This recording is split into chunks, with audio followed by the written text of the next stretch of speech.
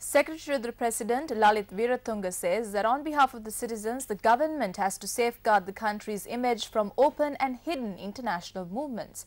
He expressed this view at the inauguration of the Future Gov Forum in Colombo today.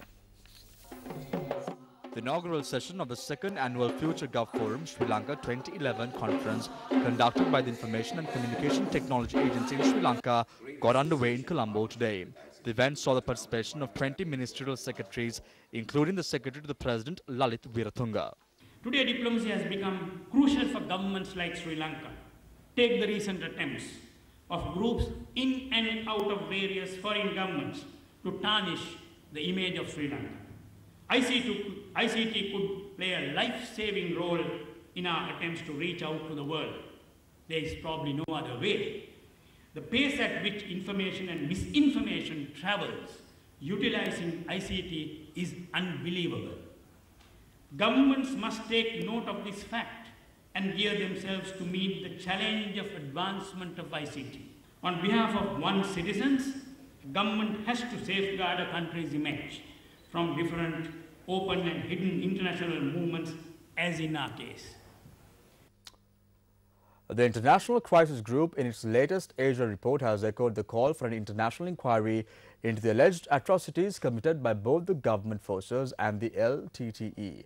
The ICG report notes that Sri Lanka is now further as ever from reconciliation, largely due to the Tamilist attitude of the present administration, which has refused to even acknowledge Tamil grievances.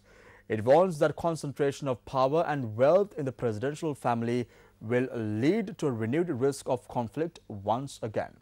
The organization has called on India, Japan, the United Kingdom, the United States, the United Nations and the European Union to send a strong message against the increasing authoritarianism and to call for accountability, especially on the events in the last days of the war.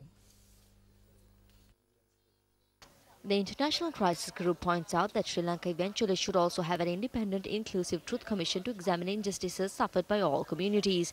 The report highlights some recommendations to the government of Sri Lanka. End the state of emergency and revise anti-terrorism legislation to comply with international law. Make available to family members the names and locations of all individuals detained for suspected involvement in the LTTE. Issue accurate death certificates or declarations of absence for those who were killed or went missing in the conflict. Permit all displaced persons and returnees full freedom of movement. Return land, houses, vehicles and other property seized by the military and implement a single scheme for compensating victims of all ethnic groups. Expedite elections for the Northern Provincial Council. Decentralized decision-making on economic development. Commit publicly to the goal of reaching a political settlement on devolution through talks. End all attacks on and threats against journalists and civil society actors and stop abuse of the state media. And reverse the consolidation of power in the presidency and military, including by proposing legislation to repeal the 18th Amendment to the Constitution. The ICG has also highlighted some recommendations for the Tamil diaspora. Help create the conditions needed to pursue meaningful reconciliation among all ethnic communities. Renounce the LTT's brutality against Sinhalese, Muslims and Tamils and repression of dissent within the Tamil community. Acknowledge that the LTT shares responsibility for the suffering and massive loss of Tamil life in the north in the final stages of the conflict, and support and cooperate with the investigation and prosecution of alleged war crimes and crimes against humanity by the LTTE throughout the conflict. The International Crisis Group is an international organization whose mission is to prevent and resolve global crises. It provides advice to such bodies as the United Nations, European Union and the World Bank. The organization is currently headed by former UN High Commissioner for Human Rights Louise Arbour. Now, we contacted UPFA parliamentarian Professor Rajiva Vijayasinghe to obtain the government's reaction to the ICG report. I've only read the executive summary, but it seems to me very typical of the type of thing that ICJ does. You know, don't forget ICJ for the last 3 or 4 years has been pressing for international intervention in Sri Lanka. Its former head, Gareth Evans, produced a really rather nasty speech, which he couldn't explain. When I asked him to say why he talked of ethnic cleansing, he didn't know. His assistant who wrote the speech, Alan Keenan, then explained it was about the 1990 ethnic cleansing. The problem really is they have no balance. I mean, they talk of the government not looking at reconciliation, ignoring the LLRC, because what they want is revenge. I mean, they talk about things like retribution. I think we should move forward with government and ignore this type of thing.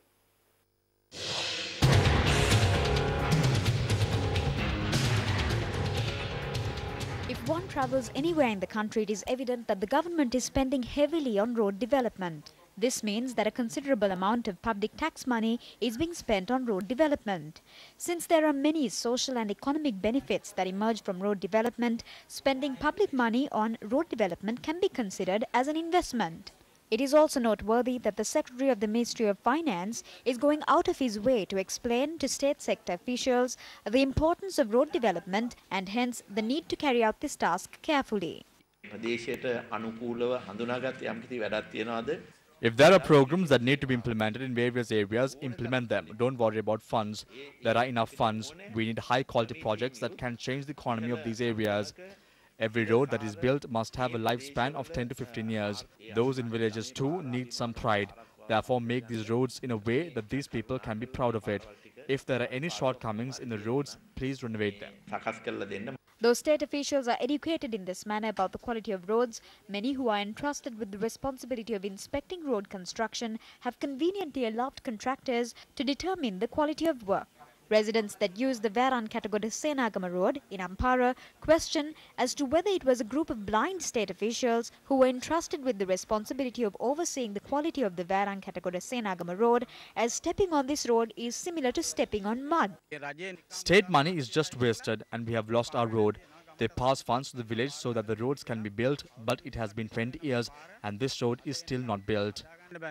This road, which was built over 20 years ago, was not renovated for 17 years, and it was 3 years ago that this road was selected to be renovated under the Maganeguma program.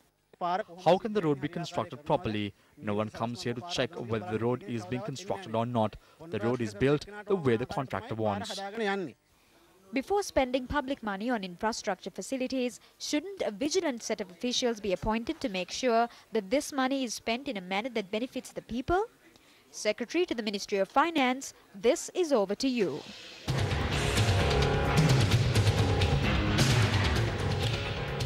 Minister of Power and Energy Champika Ranawaka declared open a solar power project in Homagama today, which has been built with the aim of meeting the electricity needs of factories.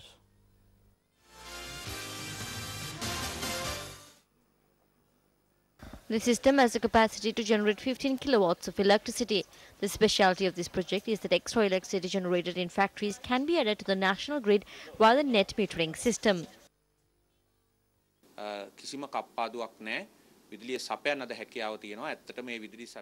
There are no power cuts. There is a continuous supply of electricity. If not for thermal power plants, we will definitely have to go for a power cut. However, thermal power is very expensive. As a result, the CEB is incurring a 120 million rupee loss on a daily basis. Since we provide electricity 24 hours, this will continue to increase.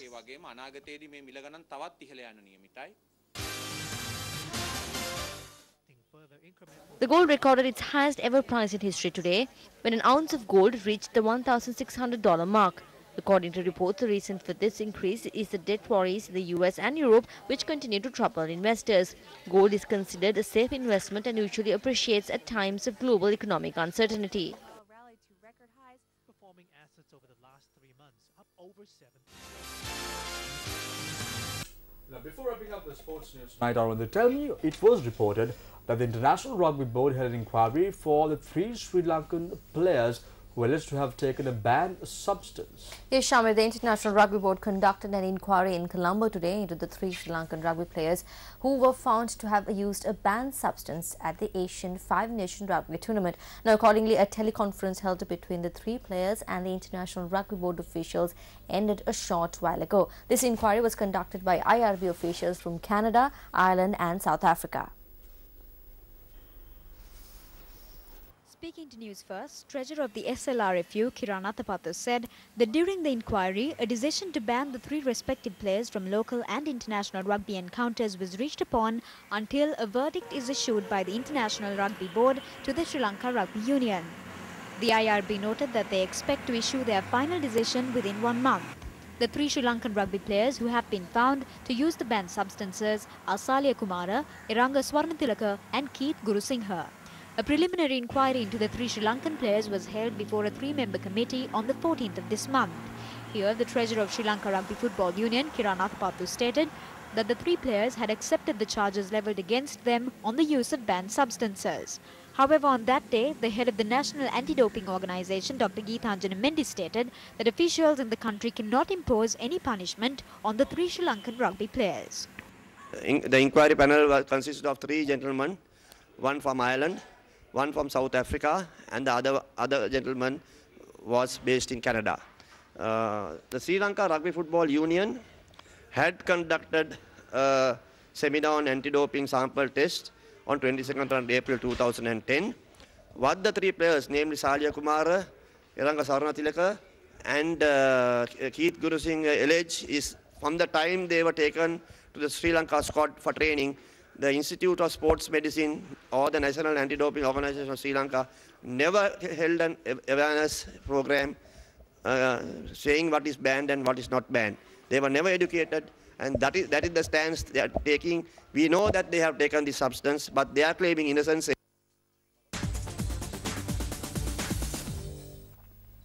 Well, that's it from all of us here at the MTV Newsfest desk for today. Do log on to our website, that's www.newsfest.lk, for the very latest on the web and the world around you. I'm Mahina Bongzo. And I'm Shamir Rasuli. Join us again tomorrow, same time, same place. Till then, take care and good night.